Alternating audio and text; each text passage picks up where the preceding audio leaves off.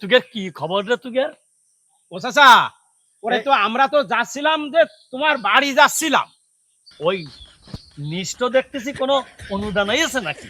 অনুদান না চাচা, এটা কি সমস্যা? কি কদিন সমস্যা হইলো ওই যে ঈদের মাঠ না, আমরা যেখানে ঈদুল আজহা ঈদুল ফিতরের নামাজ পড়ি, ওই যে ঈদগাহ মাঠ। তোর ওই ঈদুল ফিতর মানে তোর কুরবানি ঈদ? আরে না, ঈদুল ফিতর মানে তো রোজার ঈদ। রোজার ঈদ, রোজার পরে যে ঈদ ওইটা হলো ঈদুল ফিতর। আর কুরবানি ঈদ কি কয়? কুরবানির ঈদের কয় ঈদুল আজহা। ওই বললো নে ওইটাই ওইটাই। এখন ওই ঈদের মাঠে, ঈদের মাঠে তো অনেক কাজ থাকে, মাটি ভরাট করা, এই চারিপাশ দিয়ে তোরা সাইডে পড়ে দায়িত্ব নিয়েছি। ওরে সাইডে পড়ে দায়িত্ব না, ওই ঈদের মাঠে রং চং করা, ঈদের মাঠে কাজ থাকে না। তা বুঝতে পারি যে ঈদ তো হয়ে গেছে তোর মানে 2-3 দিন আগে। ওরে গেছে তো গেছে। এখন ওই যে ঈদুল ফিতর, ওই ঈদুল ফিতরের দিন ঈদের মাঠে ওই খরচ খরচা তা হচ্ছিল, ইমাম সাহেব করছিল যে কিরা কত দিবা ঈদের মাঠের উন্নয়নের জন্য। তা তুমি তো দাঁড়াই কইলে 2000 টাকা দেবো। ঈদুল ফিতর চলে গেল, ঈদুল আজহা চলে গেল 2-3 দিন আগে, এখনো টাকা দিলে না। সমস্ত লোক তো প্রায় সব টাকা দিয়ে ফেলাইছে, তোমার টাকাটা কই? তোরা কি এই টাকা তাগেদা করে বেড়াচ্ছিস? তাগেদা মানে তোমারে খুঁজ দিছি আমি সেই কয়দিন ধরে। এ তো মামুন তো তোমার আমি আমি আমি আমি তোর ঈদগার জন্য মসজিদের জন্য দিয়ে থাই না। আমি 3 বছর আগে 3 বছর আগে আমি আমি বিশাল একটা অবদান রাখিছি। কি অবদান রাখিলে? আমি 2.5 খুশি ধান দিছি, 2.5 খুশি ধান। কত আগে, কত আগে? 3-4 বছর আগে হবে। 4 বছর আগে। এরপরে আমি আর কিছু দিনই তাই। শোনো, ও কথা কাটিয়ে দিলি হবে না। এখন তুমি ওয়াদা করিলে যে ঈদের মাঠের উন্নয়নের জন্য 2000 টাকা দিবা, সে টাকাটা দাও। ভাইবো চেরা গেলি। তুই একটা কথা শোন। কও চাচা। ওই যে ঈদের মাঠে যখন ইমাম সাহেব দাঁড়ায় বললো কিডা কি দিবা, কেউ সাহস করে বলতে পারিনি টাকা দিয়াটা বড় কথা না। আমি যে দাঁড়াইয়ে কলিজাটা সুদা করিয়ে আমি যে টাকা দিতে চাইছি, টাকা নিয়াটা বড় কথা, ওই যে ওয়াদা করাটা বড় কথা। ওয়াদা মানুষ কি জন্য করে? কি জন্য? দিয়ার জন্য তো ওয়াদা। মানে তো শোয়া লোক ছিল, তা কতজনে দিতে চাইলো, কতজনে ওয়াদা করলো। লোক ছিল তো 200 থেকে 250, সেখানে ওয়াদা করিছে মানে আমি দিতে পারিনি, সেইটা তুই খুব করছিস।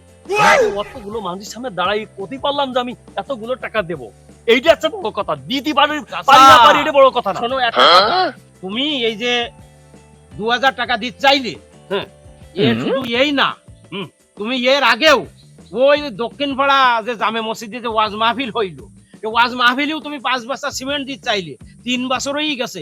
ওই মসজিদ কমিটির লোক তোমার বাড়ি আইটিয়ে না পারিয়ে এখন তাগেদা করা বন্ধ করে দেয়। এ ভাইবো, তোর একটা কথা বলি। কও চাচা। এই যে মসজিদ, এই যে ঈদগাহ, এ কাইকে রে?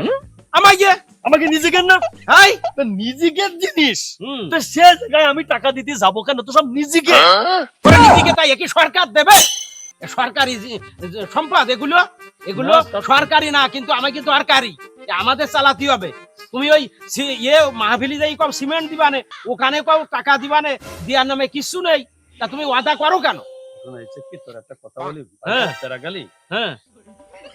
তোর এই চাচা আইকেল আলী কয়জন চিনতো?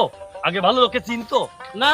ওই যে সব মসজিদে যাইয়ে, তোর ওয়াজ মাহফিলে যাইয়ে, জুম্মার দিন মসজিদে যাইয়ে, ঈদগার ওই মসজিদে দাঁড়াইয়ে, মানে দেখলাম কি যে লোকে তোমার ভালো চিনতো না আগে। ওই মসজিদে দাঁড়াইয়ে ওই ওয়াদা করার কারণে লোকে চিনতে পেরেছে। আর একটা নিয়ে চিন্তা করেছি, শোন, ওই যে ওয়াদা করেছি না, ওয়াদা করার পরে ওই যারা শুনলো, ওরা তো দেখতেছ না আমি টাকা দিলাম কি দিলাম না। চাচা, তুমি তো কইলে যে আমারে মানুষ চিনতো না, এখন চেনে। এখন চিনা তো 2-3 রকম আছে। ভালো কাজ করলে তাও মানুষ চেনে, আবার যদি একটা উল্টো কাজ করে, খারাপ কাজ, কথার কথা একজন পকেট মারলো অথবা একজন চুরি করলো, তারও বলো লোকে চেনে। তা তুমি কোন কাতারে যেতে চাচ্ছাও? না, তা আমি যে সাহস করে যে ওয়াদাটা করি মানুষের সামনে, এই যে মানুষের সামনে যে আমি ওয়াদাটা করি, এটা কি কোন সৎ সাহসের ব্যাপার? তুই তুমি যে বিভিন্ন জায়গায় ওয়াদা করি যাচ্ছাও, ওয়াজ মাহফিলি সিমেন্ট দিবানে, ঈদের মাঠে যাইয়ে টাকা দিবানে, বিভিন্ন জায়গায় টাকা দেওয়ার কথা ঘোষণা দিয়ে পরে আর টাকা দিচ্ছাও না। তাহলে এই যে ওয়াদা তুমি করতে চাও তাহলে এই ওয়াদা ভঙ্গ হয়ে যাচ্ছে না। আর ওয়াদা ভঙ্গ করা মুনাফিকের শামিল। মুনাফিকের যে কয়টা লক্ষণ আছে তার ভিতরে একটা হলো ওয়াদা করে ওয়াদা রক্ষা না করা। এখন তুমি তো সেই কাজ করে যাচ্ছ, এর পরিণতি জানা আছে কিছু? ভাইবো যারা গালি হুম তুই যে করছিস হুম ওয়াদা আছে মুনাফিকের লক্ষণ, আমি মানিয়ে ওয়াদা নিলাম। করা আমি মানিয়ে নিলাম। ওয়াদা ভঙ্গ করা এই যে তো চাচির সাথে আজ কত বছর সংসার করতেছি, জীবনে তো কত ওয়াদা করলাম, তা সব ওয়াদাকে আমি রক্ষা করতে পারিছি? তাহলে ওর কাছে আমি কত মুনাফিক হয়ে গেছি তুই একটাবার ভেবে দেখ।